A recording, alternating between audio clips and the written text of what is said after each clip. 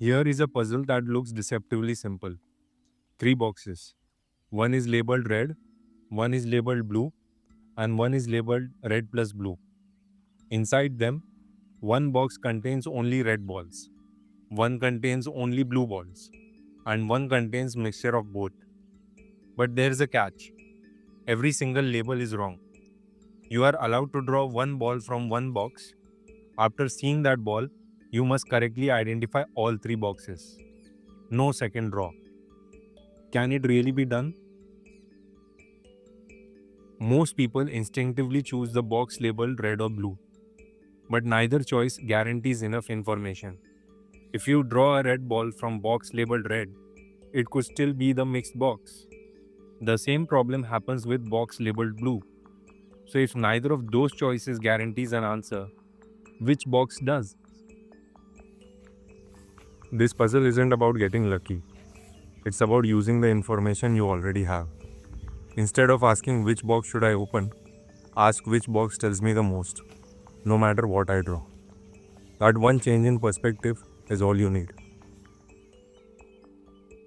Look at the box labeled red plus blue. Its label is wrong, so it cannot contain a mixture. It must contain either only red balls or only blue balls. Now draw one ball. If it is red, you have identified the entire box as red. If it is blue, you have identified it as blue. With a single draw, you have completely identified that box. Suppose you drew a red ball. The box labeled red plus blue is actually the red box. Now look at the box labeled blue. It can't be blue because every label is wrong. And it can't be red because you have already found the red box. So it must be the mixed box. That leaves the remaining box as blue. If your first ball had been blue instead, the exact same reasoning works in reverse. Either way, one draw identifies all 3 boxes.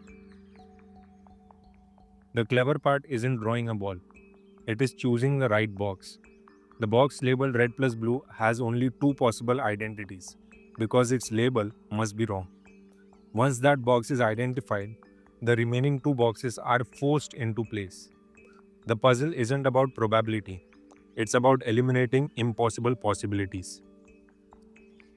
This is why I love logic puzzles.